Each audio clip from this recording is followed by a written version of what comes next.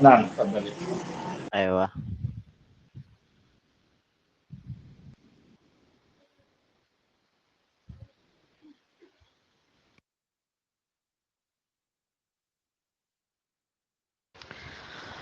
Assalamualaikum warahmatullahi wabarakatuh. Magandang gabi po sa ating lahat dito sa Pilipinas at magandang hapon naman sa ating mga kapatid sa Saudi Arabia. At saan man panig ng mundo kayo naroroon, maligayang pagdating po dito sa ating online muhadara. At malagod po namin kayong tinatanggap sa isang programa ng Pioneer Legacy and Unity Collaboration Jihadun Nafs Warrior Muslima Ummah Wide Islamic Online Lecture. At naway ang gabing ito ay maging ilaw at gabay para sa ating lahat tungo sa daan ng katotohanan, kabutihan at paglapit kay Allah Subhanahu wa Ta'ala.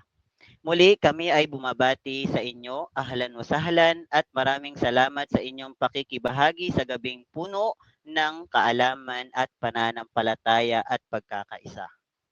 At syempre, hindi magiging kompleto ang ating programa ngayong gabi kung wala ang ating panauhing tagapagsalita, ang iginagalang nating ustad, Gerald Arap Soto.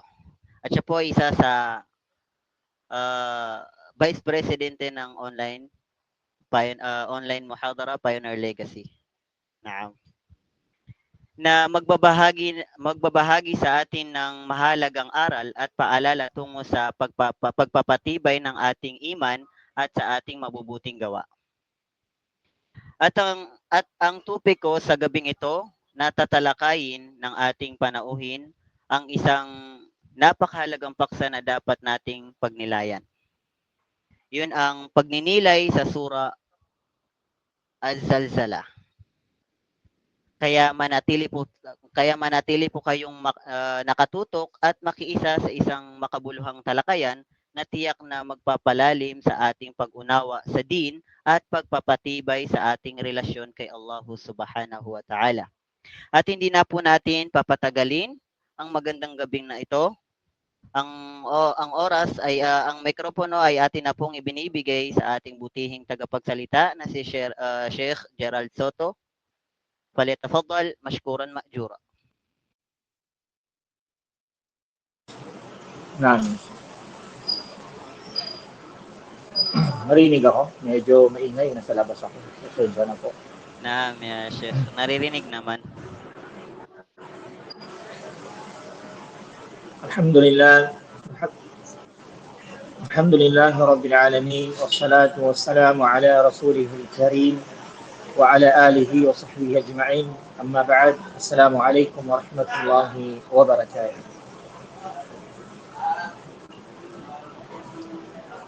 Mga alipin ng Allah subhanahu wa ta'ala,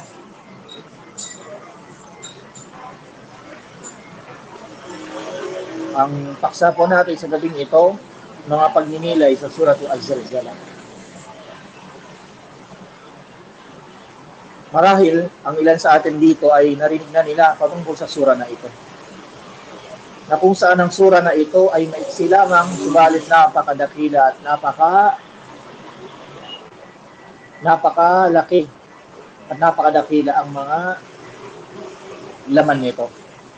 At ito ay konektado sa mga kasalukuyan sa nangyayari sa ating bansa, lalong-lalo na sa Pilipinas. Ang layunin ng muhadara na ito, mga kapatid, sa pananampalataya sa Islam ay upang ipaalala sa atin ang dakilang sura na ito. Upang ipaalala sa atin ang dakilang sura na ito na naglalarawan ng mga tanawin ng araw ng paghuhukom. Bilang babala sa mga nagpabaya at pampasigla sa mga masigasig sa paggawa ng mga kabutihan. Kaya mga alipin ng Allah subhanahu wa ta'ala, tayo ay titigil sa tulong ni Allah subhanahu wa ta'ala upang pagnilayan ang mga aral na makukuha mula sa Surah Az-Zalzala. Tayo ay mamuhay sa mga sandaling ito sa lilim ng isang kabanata mula sa Quran na kung saan ating puputulin ang mga aral at paalaala. Tandaan po natin ang maiging sura na ito ay maiksi lamang, ngunit ito ay tulad ng ating sinabi kanina ay yumanig sa mga pusong walang pakialam at nagpayanig sa mga pusong bato, yung mga matitigas ang kanilang mga puso. Dinadala nito ang tao mula sa makamundong daigdig patungo sa daigdig ng kabilang buhay. Bagaman kakaunti lamang ang bilang ng mga talata at salita na ito, tulad ng ating binanggit kanina, ang mga aya dito ay napakaiksi, ay konti lamang ang sura na ito, maiksi lamang. Taglay naman nito ang mga malalim na mga kahulugan at aral na maging ang mga bundok ay nanginginig at ang mga puso sa dibdib ay natitibag sa takot at paggalang sa Allah subhanahu wa ta'ala. At nabanggit ito sa sunna ng Propeta Muhammad sallallahu alaihi wasallam, gaya na nasa musnad ni Imam Ahmad, an Abdullah bin Amr radiyallahu anhuma qala, wala si Abdullah bin Amr radiyallahu anhu na nagsabi, ata rajulun ila Rasulillah sallallahu alaihi wasallam. May isang lalaki na lumapit sa sugo ni Allah sallallahu alaihi wasallam at nagsabi, faqala aqri'ni ya Rasulullah. Sinabi ng lalaking yaon, o sugo ni Allah, turuan mo ako ng pagbabasa mula sa Quran. Qala lah, iqra salatan min dawati alif lam ra. Kasi sinabi ni Propeta Muhammad sallallahu alaihi wasallam sa lalaking yaon na nagtanong sa kanya, magbasa ka ng 3 sura mula sa mga nagsisimula sa alif lam ra. Sa mga hafid dyan, mga alam nila, ito yung mga sura na kung saan nag-uumpisa sa alif lam ra. Kabilang dito yung suratul Yusuf ay nag-uumpisa sa alif lam ra. Kaya sinabi ng lalaki yun, sumagot yung lalaki, sinabi niya, matanda na ako, mahina na ang aking puso. Sinabi ng lalaki, faqala lahu ar-rajul, kabura sinni washtadda qalbi wa ghaludha lisani. Sinabi ng lalaki, matanda na ako, mahina na ang aking puso at matigas ng aking dila, mahina na sa pagbabasa. Qala, sinabi ni Propeta Muhammad sallallahu alaihi wasallam, faqra min dawati hamim, faqala mithla ma qalatihi al-ula. Kasi sinabi ni Propeta Muhammad sallallahu alaihi wasallam, kung gayon, sinabi niya, kung hindi mo kaya, magbasa ka sa 3 surah mula sa mga nagsisimula sa Hamim. Na mga surah na nagsisimula sa Hamim. Tulad ng mga Suratul Fussilat at iba pa mga surah nagsimula sa Hamim. Ngunit sinabi ng lalaki ay gaya rin ang sinabi niya na doon sa una. Ibig sabihin, hindi niya na kaya, matanda na siya ay mahina na ang kanyang puso, at matigas na ang kanyang dila, at mahina na rin siya sa pagbabasa. Kaya sinabi ni Propeta Muhammad sallallahu alaihi wasallam sa kanya, faqala, iqra salatan minal musabbihat, faqala mithla ma qalatihi. Kaya sinabi ni Propeta sallallahu alaihi wasallam, kumbaga, yung una, pinabasa ng alif lam ra, hindi niya makayanan dahil mahaba nga yun, nagsisimula sa alif lam ra. Kaya sinabi ni Propeta sallallahu sa kanya sa pangalawang pagkakataon ay magbasa ka mula sa Hamim. Yung Hamim, medyo mahaba din yung mga sura doon, mga nabanggit ng Propeta Muhammad sallallahu alaihi wasallam. Kaya sa pangatlong pagkakataon sinabi niya, faqala iqra salatan minal musabbihat, faqal mithla maqalatihi. Kasi sinabi ni Propeta sallallahu alaihi wasallam sa pangatlong pagkakataon na kung gayon, kung hindi mo kaya, magbasa ka mula sa 3 sura mula sa mga musabbihat, sa mga sura na kung saan nagsisimula sa subhana o yusabbihu lillah. Yung mga surat ng mga tulad ng mga suratul Hasyr, suratul Jumu'ah, kung saan nagsisimula sa sabbaha lillahi ma fis samawat o kay sabbihu lillahi ma fis samawat, yung mga sura na yaon, kahit paano ay mas maikli doon sa panguna at saka pangalawa. Ngunit sinabi ng lalaki ay parehas din ang kanyang dahilan, tulad ng nauna at sa pangalawa. Ay nahahabaan pa rin siya at hindi niya kayang basahin ito at nahihirapan na siya dahil siya ay matanda na. rajul, Iqra'ni ya Rasulullah sallallahu alaihi wasallam suratan jami'ah. Sinabi ng lalaki noon, sabi niya, ngunit, subalit, o sabi niya Allah sallallahu alaihi wasallam, turuan mo ako ng isang sura na buod at napaloob dito ang kabutihan upang madali kong maalala. Kaya binasa ni Propeta Muhammad sallallahu alaihi wasallam ang Idza zulzilatil ardu zilzalaha. Ito yung ng sura Az-Zalzalah. Kanyang kahulugan kapag ang lupa ay niyugyog ng matindi o niyanig ng matindi. At nang matapos ang Propeta sallam sa pagbabasa nito, sinabi ng lalaki, nung tapos na si Propeta sallam nagbasa ng surang yaon, sinabi ng lalaki sa pamamagitan niya na nagpadala sa iyo, dala ng katotohanan, hindi ako magdaragdag pa rito kailanman, ito ay aking babasahin, sinabi ng lalaki. Thumma adbara ar-rajul faqala Rasulullah alaihi wasallam, aflahar ruwaijil, rawahu Ahmad wa Abu Dawud wa sahahu al-Hakim. Pagkatapos, ang lalaki niya, yung tanong kay Prophet sallam, siya ay umalis na, yung lalaking matanda.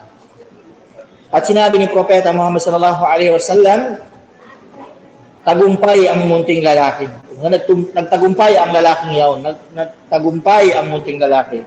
Tagumpay yung lalaking nagtanong sa kanya. Ito ay sinalaysay ni Ahmad, ni Abu Dawud at pinatotohanan nito ni Al-Hakim bilang sagot.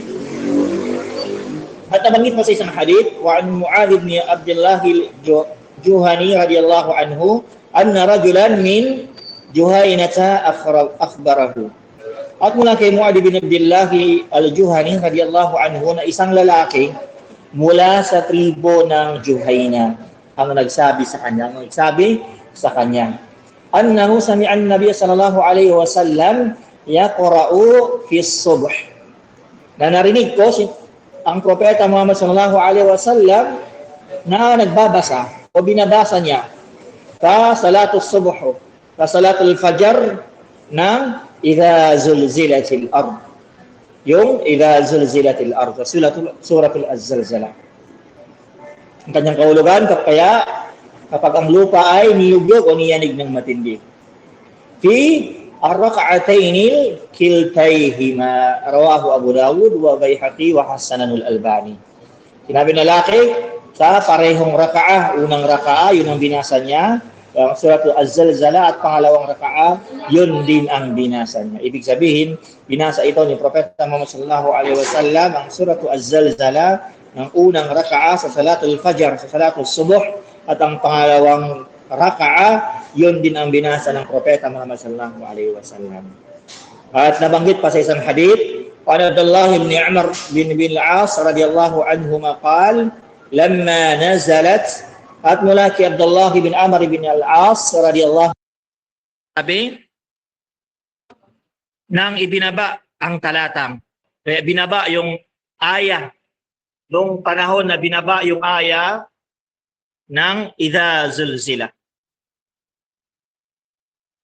Nung binaba ang aya, Idza zulzilatil ardu zilzalaha.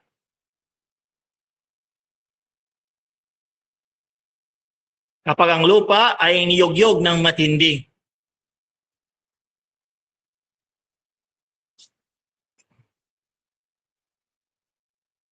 Baka Abu Bakrin faqala Nabi sallallahu alaihi wasallam. Umiyak si Abu Bakar. Napaiyak si Abu Bakar as-Siddiq radiyallahu anhu nung binaba yung aya na yaon. Kaya sinabi ni Propeta Muhammad sallallahu alaihi wasallam, ma yubki kaya Abu Bakrin. Ano ang ipinaiiyak mo? Ano ang nagpaiyak sa iyo, o Abu Bakar? Sinabi ni Propeta sallallahu alaihi wasallam kay Abu Bakar as-Siddiq radiyallahu anhu, laula annakum tukhti'una wa tudnibuna fayughfiru lakum la khalaqallahu ummatan min ba'dikum yukhti'una wa yudhnibuna fayaghfiru lahum. Sinabi ni Propeta sallam, kung hindi sana kayo ay nagkamali at nagkasala at pagkatapos ay pinatawad ni Allah subhanahu wa ta'ala, ay lumikha sana si Allah subhanahu wa ta'ala ng ibang umma pagkatapos ninyo na nagkamali at nagkasala at pagkatapos ay pinatawad din niya sila ng Allah subhanahu wa ta'ala. Kaya mga kapatid, sa pananampalataya sa Islam, kaya halina, mabuhay tayo sa mga pinagpalang sandaling ito, sa mga oras na ito. Kasama ang pagpigil ng pagninilay na dito sa sura na ito, na upang pagnilay-nilayan natin, pag-isipan natin ang mga talatang na kung saan ibinaba ng Allah subhanahu wa ta'ala dito sa dakilang sura na ito.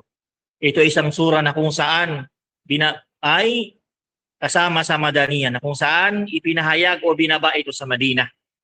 Ito ay may 8 talata, may 8 aya na 8 ayang kanyang bilang.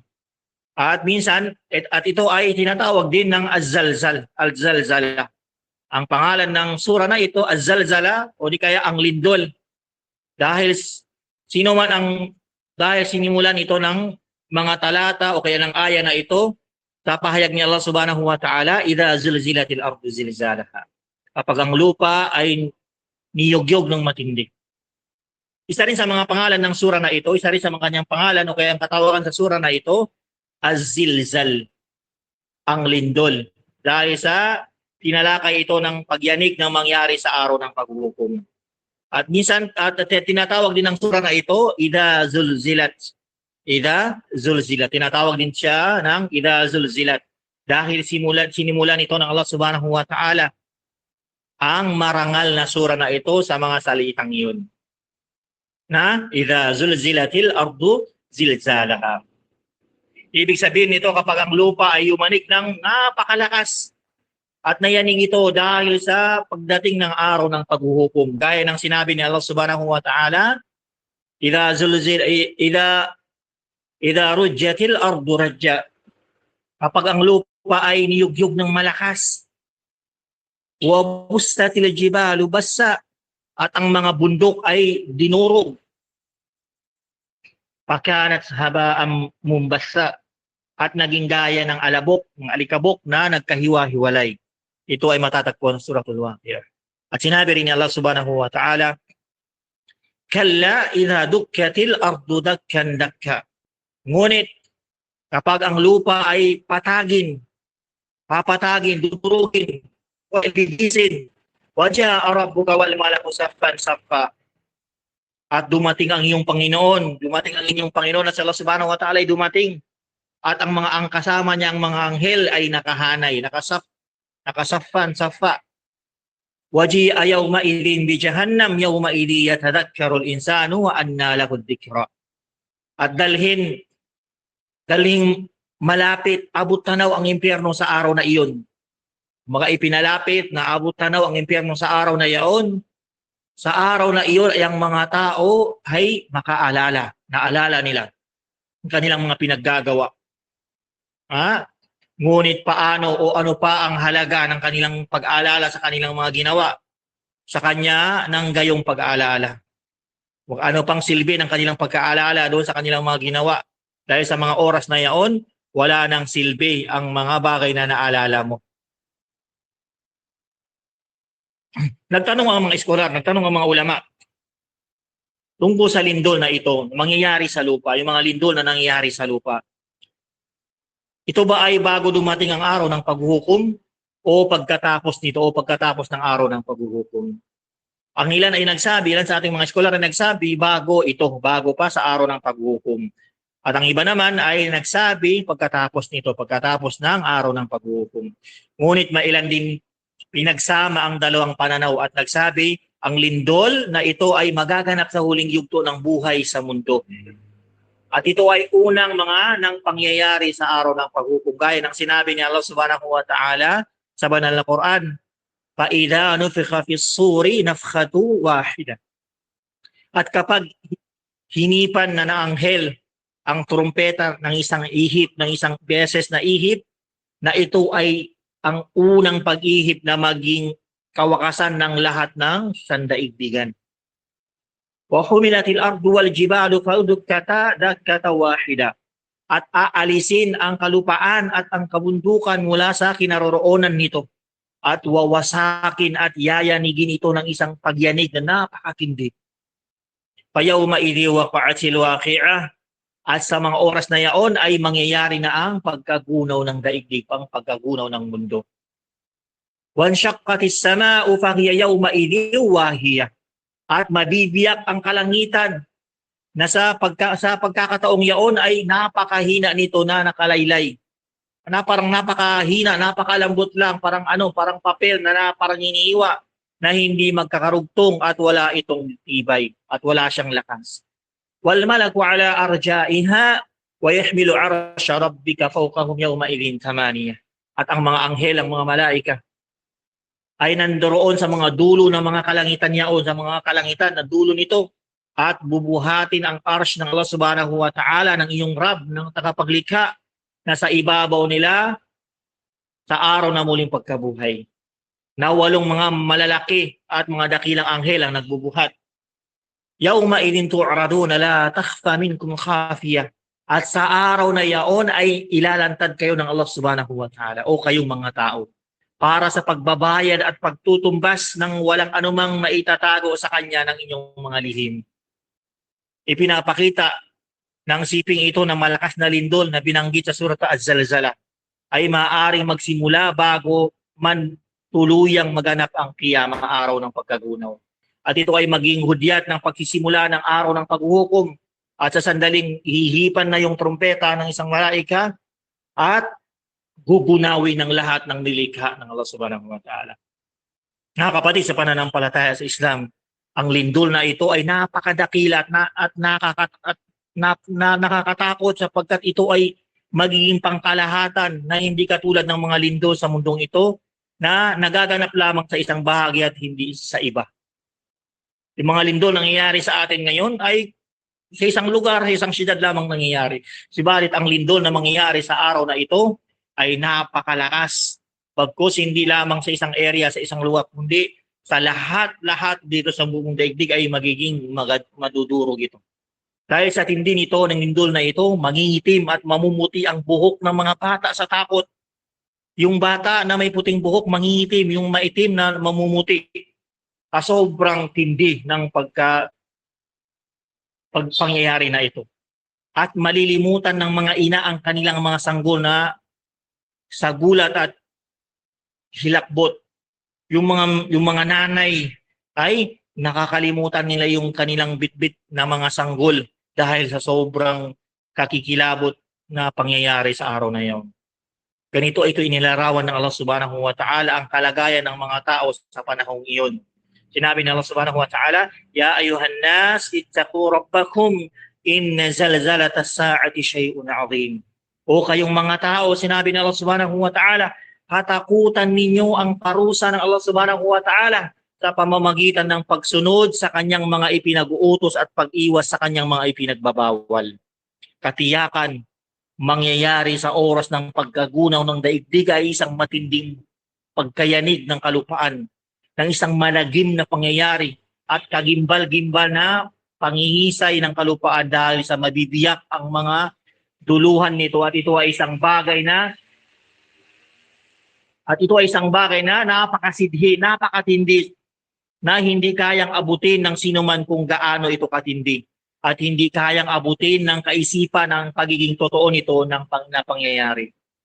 Yawma tarawnaha tadhalu kullu murdi'atin amma arda'at wa tada'u kullu dhati hamlin hamlaha wa tara an-nasa sukara wa ma hum bisukara walakinna 'adhaballahi shadid. Sa araw na makikita ninyo ang pangyayaring ito, sinabi ng Allah subhanahu wa ta'ala, na ang isang ina nagpapasuso sa kanyang sanggol ay makakalimutan niya ang kanyang pinasusong anak.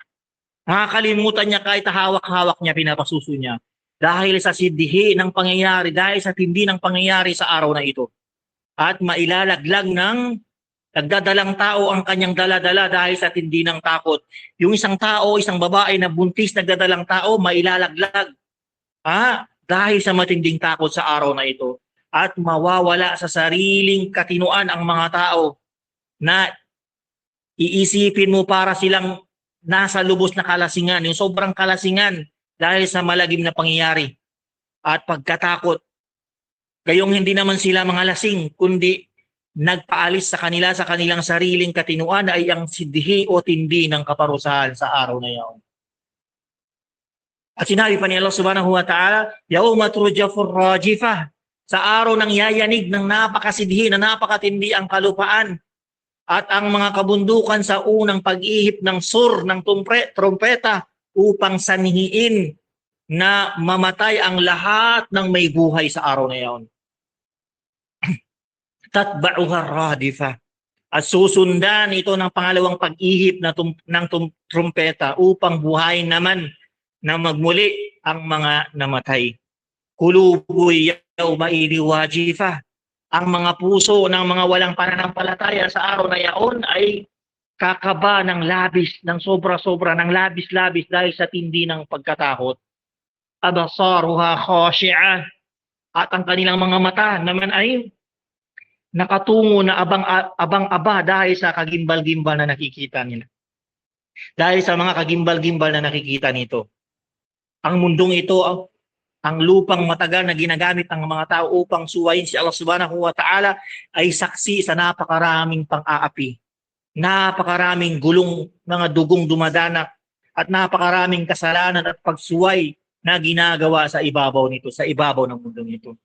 Ngunit darating ang araw na ito, yayanigin ng matindi kasama ng mga tao nito, dudurugin ng lubusan at manginginig ng napakatinding lindol. Sa araw na iyon, mabubuhay ang mga bundok. Mabubuwag ang mga bundok, mawawala ang mga burol, at ang lupa ay magiging patag ng kapatagan. Yung lupa magiging patag, as in wala na, malulusaw yung mga bundok, magiging patag ang lahat. Walang lubak at walang mataas na bahagi, gaya ng sinabi ni Allah subhanahu wa ta'ala, wa idal ardu muddats, at kapag ang kalupaan ay pinatag na ay pinalawak na magiging patag na lahat ng ito at nagadurog-durog na ang mga kabundukan sa araw na yaon. Ibig sabihin yung mga bundok, wala ka na makikitang bundok kung hindi ang makikita mo isang malawak na tanawin dahil ang kalupaan ay nagiging patag, yung mga bundok ay nakatunaw. Darating ang araw na ang lupa ay papalitan ng iba. Papalitan ito ng Allah subhanahu wa ta'ala ng ibang lupa.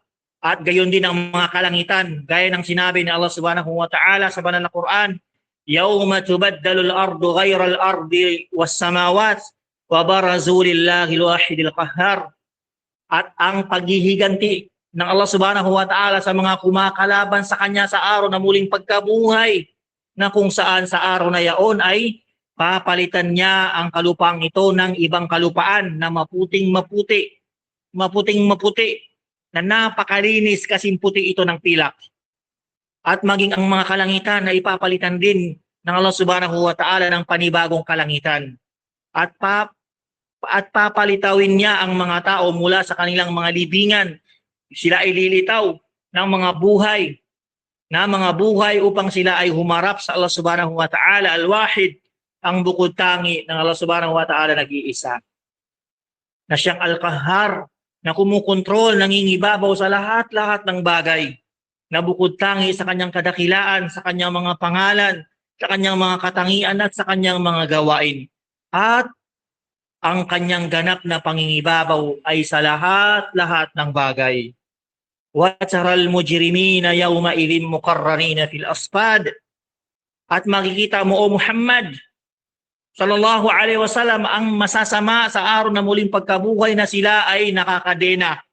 Yung mga taong masasama, sila ay nakakadena, na ipinagsamang nakakadena ang kanilang mga kamay at mga paa, na sila ay nasa pagkawasak at pagkahamak.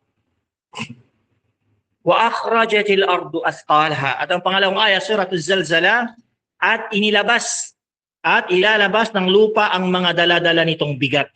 Iluluwal ng lupa ang daladala nitong bigat. Ibig sabihin, ilalabas ng lupa ang lahat ng nasa loob nito, maging ang mga namatay o mga kayamanan nakatago dito. Tulad ng sinabi ng Allah subhanahu wa ta'ala, wa idal ardu muddats, at kapag ang kalupaan ay pinatag na at pinalawak na, magiging patag na ang lahat ng ito. At nagkadurog-durog ang mga kabundukan sa araw na yaon. Wa alqat ma fiha wa takhallat, at iniluwa nito ang kalupaan ng anuman na sa ilalim nito na mga patay at binalewala na sila. mga hinahayaan na sila. Kabilang sa mga dala-dala o bigat ng lupa ang mga kayamanan na kabaon at mga bangkay na mga namatay.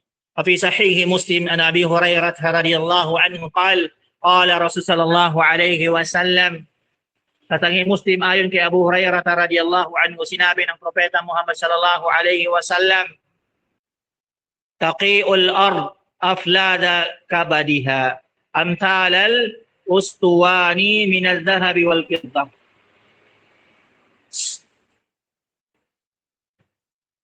Ako humingi ng pasensya dahil nasa labas ako, sobrang ingay. Subhanallah. At sa Sahih Muslim ayon kay Abu Hurairah radhiyallahu anhu, sinabi ng propeta sallallahu alaihi wasallam, isusuka ng lupa ang mga kayamanan na sa loob nito, mga haligi ng ginto at pilak. Fayaji'ul qatilu fayaqul fi hadha qataltu wa yaji'ul qati'u fayaqul fi hadha qata'tu rahimi. Lalapit ang mga mamamatay tao at sasabihin, dahil dito ako ay pumatay. Lalapit ang mga pumuputol ng ugnayan sa kamag-anak at sasabihin niya, dahil dito ko pinutol ang aking pagiging pagkamag-anak. Wa yaji'u as-sariqu fayaqul fi hadha quti'at yadihi thumma yad'unahu fala ya'khuduna minhu shay'a. At lalapit ang mga magnanakaw at sasabihin niya, dahil dito naputol ang aking kamay, ngunit iniwan nila ito ng hindi at hindi kukuha na kahit kaunti. فقال الطبراني رحمه الله، تنابني إمام الطبراني رحمه الله، إذا كانت الميت في البطن الأرض فهو ثقل لها. Kapag ang isang tao, sinabi ni Imam at-Tabarani rahimahullah, kapag ang isang patay ay nasa loob ng lupa, siya ay bigat para dito. Wa idha kana fawqa dhahriha hayyan fahuwa thiqlun 'alayha. At kapag ang tao ay nabubuhay sa ibabaw nito, sa ibabaw ng lupa, siya rin ay bigat para dito. Walidha summiyal insu wal jinnu bistaqalain. Kaya itinawag ito ng sakalan, ang dalawang mabigat, ang mga tao at ang mga jin. At ang pangatlong ayat, suratul Zalzala, wa qala al-insanu ma laha. At ang tao ay magsasabi, ano mangyayari sa kanya sa lupa. Kapag nakita ng tao ang napakalaking pangyayari na ito, siya ay magtataka at matatakot. Kaya sasabihin niya, anong mangyayari sa lupa? Ibig sabihin, ano itong kakaibang pangyayari? Ano ang tumatama sa kanya? Bakit ito yumanig at lumindol ng ganito? At ang pangatlong ayat ng Surat Al-Zalzala, yauma idhin tuhaddithu akhbaraha. Sa araw na iyon ay sinalaysay ng lupa ang mga balita nito. Mga binabanggit ng lupa ang mga balita nito. Ibig sabihin, ipinapahayag ng lupa ang lahat-lahat ng ginawa ng mga tao sa ibabaw nito, sa ibabaw ng lupa, maging mabuti man ito o masama. An Abi Hurairah radhiyallahu anhu qala, at mula kay Abu Hurairah radhiyallahu anhu, sinabi niya, qara'a Rasulullah sallallahu alaihi wasallam yauma idin tuhaddithu akhbaraha. Binasa ng sugo ni Allah sallallahu alaihi wasallam ang aya na ito, ang talatang ito. Yauma idin tuhaddithu akhbaraha. Qala atadruna ma akhbaruha. Pagkatapos ay sinabi ni Propeta sallam, alam ba ninyo kung ano ang mga balita ng lupa? Alam ba ninyo kung ano ang mga balita ng lupa? Qalu Allahu wa rasuluhu alam. Kaya sinabi namin, ang tanging Allah subhanahu wa ta'ala at kanyang sugo ang siyang nakakaalam. Qala fa inna akhbaraha an tashhada ala kulli abdin aw amanati bima amila amala dhahriha an taqul amila kada wa kada yawma kada wa kada fa hadhihi akhbar. Rawahu at-Tirmidhi wa an-Nasa'i wa dha'afahu al-Albani fi Da'if al-Jami'. Kaya nang sinabi ni Propeta sallallahu alaihi wasallam, ang mga balita nito ay maging pagsaksi ng lupa laban sa bawat alipin, lalaki man o babae, tungkol sa kanilang mga ginawa sa ibabaw nito, sa ibabaw ng lupa. Kaya sabihin ng lupa, ginawa niya ito at iyon ay ganito. Ganitong araw, ganitong oras, Yan ang tinutukoy ng mga balita ng lupa. Ito ay isinalaysay ni At-Tirmidhi, An-Nasa'i, at ito ay pinahina ni Albani sa Da'iful Jami'. Kaya, totoo na ang lupa ay magsasalita at siya ay mag-uulat ayon sa utos ng Allah subhanahu wa ta'ala. Sasabihin ng lupa, si Fulan, si ganito ay gumawa ng ganitong kasalanan sa ibabaw ko, sa ibabaw. Si ganito, si Fulan, si Fulana ay umiinom ng alak. Si ganito, si Fulan, si Fulana ay nangangalunya. Si ganito, si Fulan, si Fulana ay gumagawa ng ganitong gawain sa ganitong lugar. At magsasabi rin ito, si Fulan ay nagsujud, yumuko sa pagsamba sa ganitong lugar. Si Fulan, si Fulana ay nag-alaala, nagdikir kay Allah subhanahu wa ta'ala sa ganitong lugar. Kaya ano kaya ang isinalaysay ng lupa patungkol sa iyo, o aking mahal na kapatid? Ano kaya ang isinalaysay o ibabalita ng lupa tungkol sa iyo, o aking kapatid? Maging saksi ba ito sa mga yapak mo sa pagpunta sa gawaing kasalanan at makamundong pagnanasa, o maging saksi ba ito sa mga yapak mo patungo sa pagsamba at kabutihan? Sinabi ni Allah subhanahu wa ta'ala, Inna nahnu nuhyil mauta wa naktubu ma qaddamu wa atharahum wa kulla shay'in ahsaynahu fi imamin mubin. Sinabi ni Allah subhanahu wa ta'ala sa banal na Quran, katiyakan, bubuhayin namin na muli ang lahat ng namatay sa araw ng muling pagkabuhay. At itatala namin ang lahat ng kanilang mga nagawa na masama at mabuti. At ang mga bakas ng kanilang mga nagawang kabutihan sa kanilang buhay pagkatapos nilang mamatay. Katulad ng mabuting anak, mabuting kaalaman, kawang gawa, at ganoon din ang masama na katulad ng pagsamba sa iba, paggawaing shirk, at paglabag sa Allah subhanahu wa ta'ala. At ang lahat ng mga ito ay itatala namin sa malinaw na talaan na ito. Ang pinakatalaan ng lahat ng talaan, naroon ang bumabalik ang lahat na ito ay Al-Lawhil Al-Mahfuz. Na kung kaya sa sino mang may kaisipan, nararapat niyang suriin ang kanyang sarili. Sino man sa may taong sa tamang pag-iisip na dapat suriin niya ang kanyang sarili upang siya ay magiging huwaran sa kabutihan sa kanyang sarili at pagkatapos niyang mamatay. At sinabi ni Mujahid rahimahullah, qala Mujahid rahimahullah, wa atharahum ay khutahum. Ang salitang atharahum, doon sa aya na ating binanggit kanina, na mga bakas nila, wa atharahum, ay tumutukoy sa kanilang mga yapak, mga hakbang na kanilang itinatahak. Walamma jaa banu Salima yatlubuna al-qurba min al-masjid. Faqala lahum an-nabi sallallahu alaihi wasallam.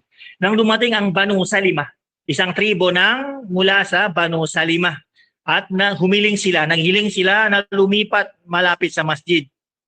Sa Propeta sallallahu alaihi wasallam, sinabi sa kanila ni Propeta sallallahu alaihi wasallam, Ya Bani Salima, diyarakum tuktab atharukum. Diyarakum tuktab atharukum. Sinabi ni Propeta sallallahu alaihi wasallam sa kanila, O Banu Salima, o tribo ng Salima, Banu Salima, manatili kayo sa inyong mga tahanan. Huwag kayong lumipat na malapit sa masjid. Isusulat, itatala ang inyong mga yapak, ang bawat na yapak inyong paglalakad patungong masjid. O Banu Salima, manatili kayo sa inyong mga tahanan, isusulat sa inyong mga yapak. Ay alzamu al-baqa'a fi diyarikum al-ba'idah.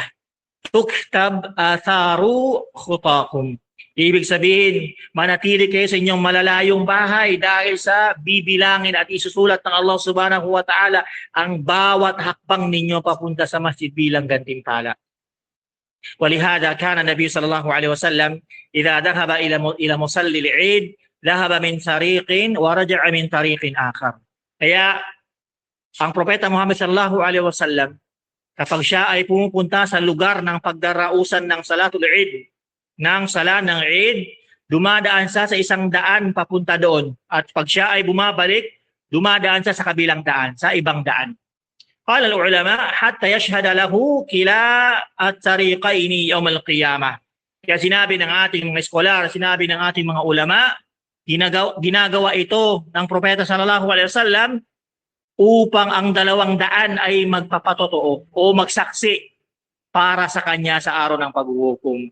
Yung mga lugar ng mga lupa na inaapakan mo, sila ay magsasaksi sa araw ng paghuhukom na ikaw ay naglakad. Pumunta doon sa lugar na kung saan dinaraos ang gawaing pagsamba sa Allah subhanahu wa ta'ala. Kaya mga kapatid sa pananampalataya sa Allah subhanahu wa ta'ala, mga kapatid sa pananampalatayang Islam, ang mga sahaba ng Propeta sallallahu alaihi wasallam ay napakamatulungin at maingat tungkol sa bagay na ito. At nagsisikap sila ng mabuti na mapabilang sa mga pinatotohanan ng lupa o kaya sinasaksihan ng lupa.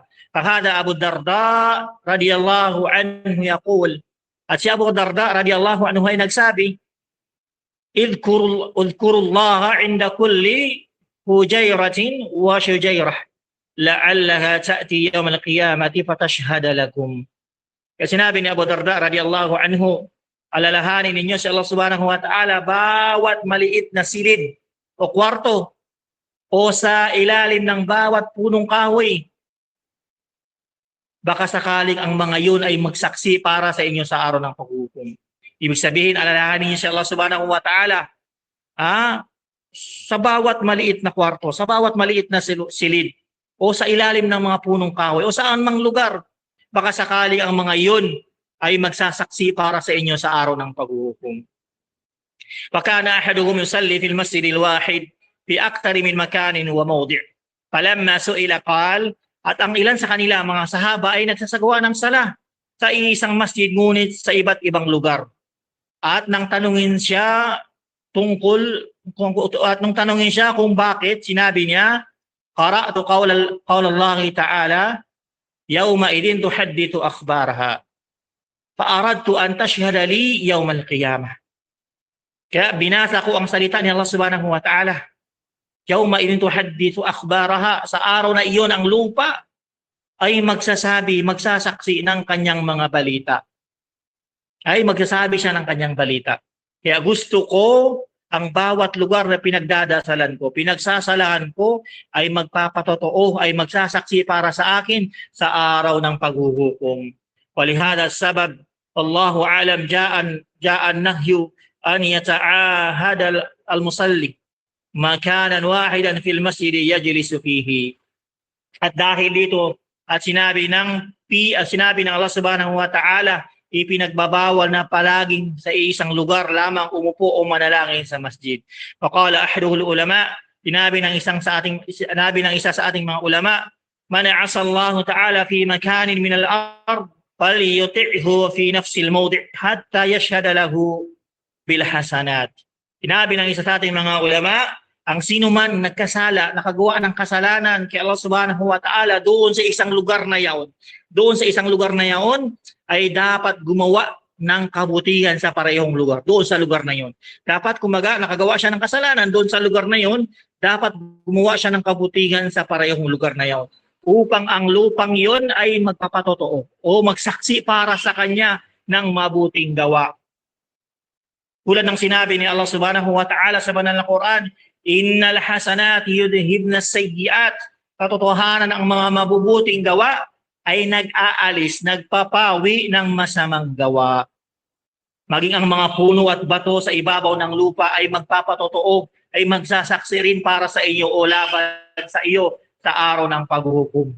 Fi sahih al-Bukhari an Abi Sa'id al-Khudri radiyallahu anhu qala Rasulullah sallallahu alaihi wasallam, sa Sahih Bukhari ayon kay Abu Sa'id al-Khudri radiyallahu anhu, sinabi ng sugo ni Allah sallallahu alaihi wasallam, la yasma'u mada sawtil mu'addin jinnun wala insun wala shay illa shahida lahu yawmal qiyamah.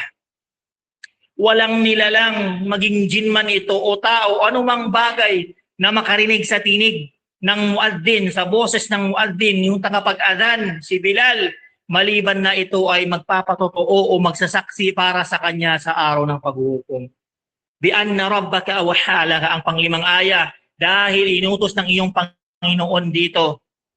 Ibig sabihin, inutos ng Allah subhanahu wa ta'ala sa lupa na magsalita at pinapahintulutan niya ito na maghayag ng lahat ng ginagawa sa ibabaw nito. Qala Ibn Abbas radiyallahu anhuma, sinabi ni Ibn Abbas radiyallahu anhuma, qala laha rabbuha qawli faqalat. Sinabi sa kanya ng kanyang Panginoon, magsalita ka, kaya ito ay nagsalita. Yawma idhi yasdurun nasu ashtatan liyuraw a'malahum. At ang pang-anim na aya, sa araw na iyon lalabas ang mga tao na magkakahiwalay upang ipakita sa kanila ang kanilang mga gawa. Ibig sabihin, sa araw ng yayanigin ang lupa at ilalabas nito ang lahat ng mga patay, ang mga tao ay lalabas patungo sa patag ng paghuhukom. Sila ay magiging ashtata, magkakaiba o magkakahiwalay ang pangkat ayon sa kanilang mga gawa, ayon sa kanilang mga gawain. Mayroong mga nalulugod, masaya, at mga mapapahamak. At meron din mga napapahamak o mga silayaw, mga malulungkot. May mga pupunta sa paraiso ng Allah Subhanahu wa Ta'ala at may mga itinutulak sa apoy ng impyerno. Alinsunod ito sa kanilang ginawa sa buhay na dito sa mundo. Pagkatapos ng pagtitipon at pagsusuri sa kanilang mga gawain, ang mga tao ay maghihiwalay. Ang iba ay pakanan patungo sa paraiso ng Allah Subhanahu wa Ta'ala. At ang iba naman ay pakaliwa patungo sa apoy ng impyerno. Qala Ibn Abbas radiyallahu anhuma, sinabi ni Ibn Abbas radiyallahu anhuma, liyaraw jazaa'a a'malihim wal ma'na annahum yarji'una anil mawqifi fi firaqan liyanzilu manazilahum min al-jannati wan nar. Sinabi ni Ibn Abbas radiyallahu anhuma upang makita nila ang gantimpala o kaparusahan ng kanilang mga gawa. Ang kahulugan nito ay pagkatapos ng paghuhukom sila ay mahahati sa mga pangkat, sa mga grupo. Bawat isa ay pupunta sa kanilang hantungan. Ang ilan ay papunta sa paraiso, ang ilan naman ay papunta sa apoy ng impyerno.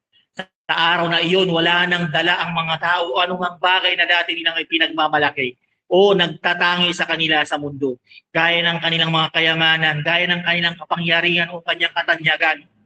Tulad ng sinabi ni Allah Subhanahu wa Ta'ala, وَلَقَدْ جِئْتُمُونَا فُرَادًا ثُمَّ خَلَقْنَاكُمْ أَوَّلَ مَرَّةٍ وَتَرَكْتُمْ مَا خَوَّلْنَاكُمْ وَرَاءَ ظُهُورِكُمْ وَمَا نَرَى مَعَكُمْ شُفَعَاءَكُمُ الَّذِينَ زَعَمْتُمْ أَنَّهُمْ فِيكُمْ شُرَكَاءُ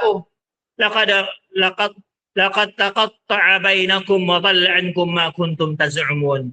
Sinabi ni Allah Subhanahu wa Ta'ala, at katiyakan dumating na kayo sa amin para sa paghuhukom at pagbabayad na sa isa-isa. Nakatulad ng pagkalikha namin sa inyo dito sa daigdig, dito sa mundo, sa unang pagkakataon na mga nakayapak at wala kahit anumang mga kasuotan. At iniwanan na ninyo ang anumang aming ipinagkaloob sa inyong ipinagmamalaki na yaman dito sa daigdig, dito sa mundo, at hindi na namin nakikita na kasama ninyo ang sa kabilang buhay ang inyong mga ribulto o mga imahen na inyong pinapaniwalaan sa na siyang inaasahan ninyong magliligtas sa inyo. At inaangkin ninyo na ito ay mga katambal na isinasamba ninyo kasama si Allah Subhanahu wa Ta'ala. Katiyakan na wala ang inyong komunikasyon sa kanila ng katulad ng ginawa ninyong pagkipag-komunikasyon sa kanila sa daigdig. At naglaho na ang inyong mga sarili, ang mga dati ninyong inaangkin at isinasamba ng mga Diyos-Diyosan, at pinapaniwalaan ninyo na ang mga ito ay katamba ng Allah Subhanahu wa Ta'ala sa pagsamba sa Kanya. At naging malinaw na sa inyo na kayo ay talunan na wala ng pakinabang sa inyong mga sarili, sa inyong mga pamilya at mga kayamanan. At sinabi pa ni Allah Subhanahu wa Ta'ala, وَيَوْمَ تَقُومُ السَّاعَةُ يَوْمَئِذٍ يَتَفَرَّقُونَ. At sa araw ng pagkagunaw ng daigdig ng mundo ay paghihiwalayin na ang mga mananampalataya at walang pananampalataya. At nang walang pananampalataya. فَأَمَّا الَّذِينَ آمَنُوا وَعَمِلُوا الصَّالِحَاتِ فَهُمْ فِي رَوْضَةٍ يُحْبَرُونَ. Dahil sa mga naniniwala sa Allah Subhanahu wa Ta'ala at sa kanyang sugo, sallallahu alaihi wasallam, na mga gumagawa ng kabutihan ay patungo sa Jannah, sa hardin, na sila ay pararangalan doon at malalasap ang maranyang kasiyahan magpasawalang hanggan. Wa ammal الذين كفروا وكذبوا بآياتنا ولقاء الآخرة فأولئك في العذاب محضرون.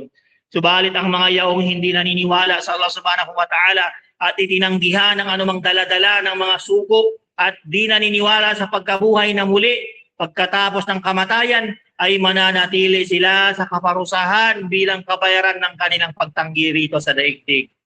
Kaya mga kapatid sa pananampalataya sa Islam, mga alipin ni Allah subhanahu wa ta'ala, tayo pa rin ay nasa loob ng mga pagpapala ng dakilang sura na ito, ng Surah Az-Zalzalah. At ngayon ay nasa dalawang huling talata na tayo, nasa dalawang huling aya na sinabi ni Allah subhanahu wa ta'ala bilang pangalawang huli ng talata ng aya ng Surah Az-Zalzalah, فَمَنْ يَعْمَلْ مِثْقَالَ ذَرَّةٍ خَيْرًا يَرَهُ, na kung kaya ang sino mang gumawa ng kahit na katiting na kabutihan ay may makikita niya ang kanyang gantimpala sa kabilang buhay. Ang dakilang talatang ito ay kabilang sa mga pinakamaikli ngunit ang pinakamalalim ng kahulugan nito sa Quran.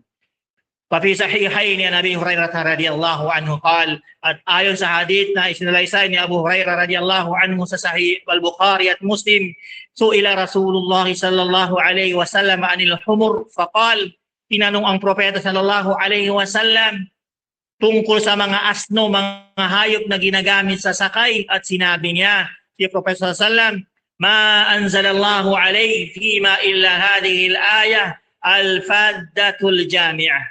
Walang ipinahayag sa akin, sinabi ni Propeta sallallahu alaihi wasallam, tungkol dito maliban sa napakaikling ngunit napakalawak ang talatang ito. Faman ya'mal mithqala dharratin khayran yarah wa man ya'mal mithqala dharratin sharran yarah. Kaya sino man ang gumawa ng kabutihan na katumbas na bigat ng isang atom ay makikita niya ito. At ang sino man ang gumawa ng kasamaan na katumbas ng bigat ng isang atom, ng isang alikabok, ay makikita niya rin ito, ang tumbas nito, ang kabayaran nito sa kabilang buhay. Faqala Ibn Mas'ud radhiyallahu anhu, sinabi ni Ibn Mas'ud radhiyallahu anhu, ahkamu ayatin fil Quran. Ang pinakamalino at pinaka-perpektong talata sa buong Quran ay ito, faman ya'mal mithqala dharratin khayran yarah wa man ya'mal mithqala dharratin sharran yarah. Qala Muqatil rahimahullah, at sinabi ni Muqatil rahimahullah, nazalat hadhihi al-aya fi rajulain wa dhalika annahu lamma nazal. Ang talatang ito ay ipinahayag ito ng Allah subhanahu wa ta'ala tungkol sa dalawang lalaki. Nang ibinaba ni Allah subhanahu wa ta'ala ang talatang ito, ang ayang ito, wa yut'imuna at-ta'ama ala hubbih. At sila ay nagpakain sa mga dukha ng pagkain kahit na mahal nila ito, kahit na ito ay kinalulugdan nila ito. Doon ay naipahayag din ang talatang ito. Kaya sino man ang gumawa ng kabutihan ng katumbas ng bigat ng isang atom o isang alikabok bilang pagpaalala na walang maliit na kabutihan o kasamaan ang mawawala sa paningin ni Allah subhanahu wa ta'ala. Kana ahaduhuma ya'ti sa'il fayastaqillu an yu'tiyahu at-tamrata wal kisrata wal jawzata wa nahwaha. Isa sa dalawang lalaking ating binanggit kanina ay may lumapit na pulubi sa kanya. May isang pulubi na lumapit sa kanya, ngunit minaliit niya ang pagbibigay ng isang datiles, ng isang tamar. Minamaliit nito. Isang piraso ng tinapay o isang nuwebes o gawra ang katulad nito. Sinabi niya, wa yaqul ma hadha bi shay, innama nu'jar ala ma nu'ti wa nahnu nuhibbuhu. Kaya sinabi ng isang lalaki, walang halaga ito. Ang ginaganti pala ng Allah subhanahu wa ta'ala lamang ay ang ibinibigay natin na minamahal natin, ng ating ginagustuhan. Wa kana al-akhar yatahawanuna bil yasir kal kadhibati wal ghibati wan nadrati wal ashbah dhalik wa yaqul. Samantalang ang isa naman sa dalawang lalaking yaon ay nagsasawalang bahala sa maliit na kasalanan. Pinagsasawalang bahala niya ang maliit na kasalanan tulad ng pagsisinungaling, paninirang puri, yung riba, pagtingin ng may kamunduhan at mga katulad nito. At sinabi niya, innama wa'ada Allahu an-nara 'ala al-kaba'ir wa laysa fi hadha ithm. Ang Allah subhanahu wa ta'ala, sinabi ng isang lalaking yaon, ang Allah subhanahu wa ta'ala ay nagbanta ng apoy para lamang sa mga malalaking kasalanan. Kaya walang kasalanan dito, subhanallah. Paanzalallahu ta'ala hadhihi al-ayah. Yuraghibuhum fil qalil min al-khair an yu'tuhu fa innahu yushiku an yakthur. Kaya ibinaba ni Allah subhanahu wa ta'ala ang talatang ito, ang ayang ito, upang hikayatin sila na huwag maliitin ang anumang kabutihan kahit kaunti lamang sapagkat maaaring ito ay lumaki at dumami. Wa yuhaddiruhumul yasira min al-dhanb fa innahu yushiku an yakthur. At upang babalaan sila laban sa maliit na kasalanan sapagkat maaari rin itong dumami at humantong sa kapahamakan. Naaral ating mapupulot sa aya na ito, ang kabutihan, gaano man yan kaliit, ay may gantimpala kay Allah subhanahu wa ta'ala. At ang kasamaan, ang kasalanan, kahit gaano pa man yan kaliit, ay may kabayaran din. Kaya huwag natin maliitin ang mga mabubuting gawa at huwag din natin ipagsawalang bahala ang maliit na mga kasalanan. Dahil sa paningin ni Allah subhanahu wa ta'ala, lahat-lahat ay may timbang at kabayaran.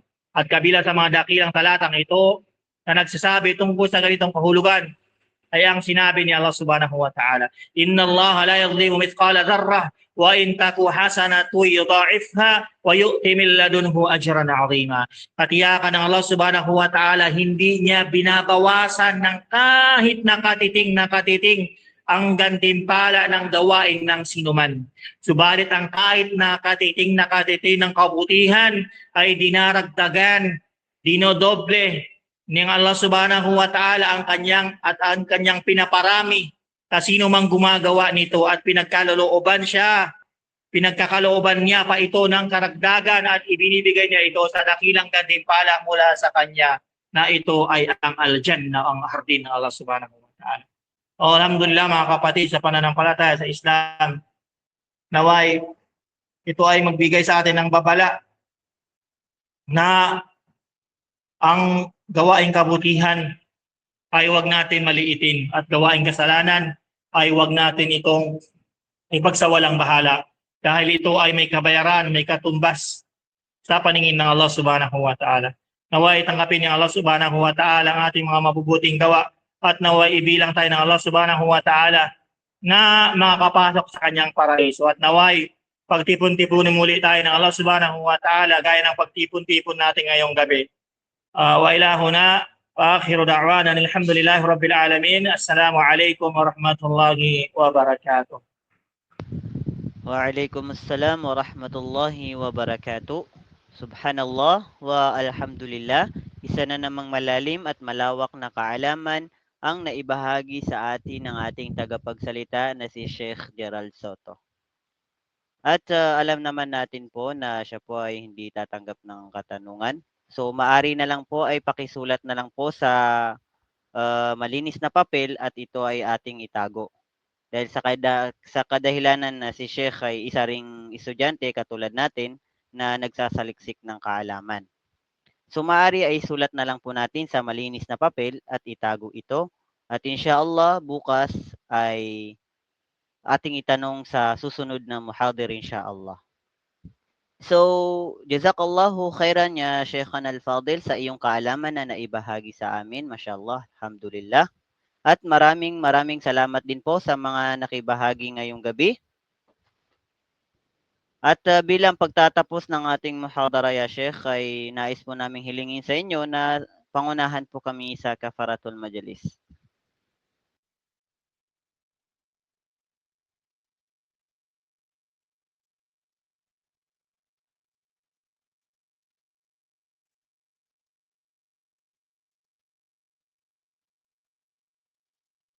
May nakabukas na na-camera, na po, video camera, na Jira. Akh Gerald, sami'tani Sheikh?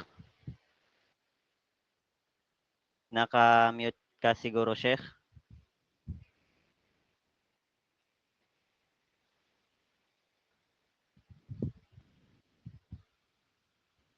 So, nag-out na ang ating tagapagsalita. So, alhamdulillah, naway maging ilaw at gabay ang ating natutunan ngayong gabi at hindi sapat ang kaalaman kung hindi kung hindi ito isa sa buhay. Gamitin natin ito upang lalo tayong mapalapit kay Allah subhanahu wa ta'ala. At basahin natin ang kafaratul majlis. Subhanakallahumma wa bihamdik wa nashhadu an la ilaha illa anta wa nastaghfiruka wa natubu ilaik. Assalamualaikum warahmatullahi wabarakatuh.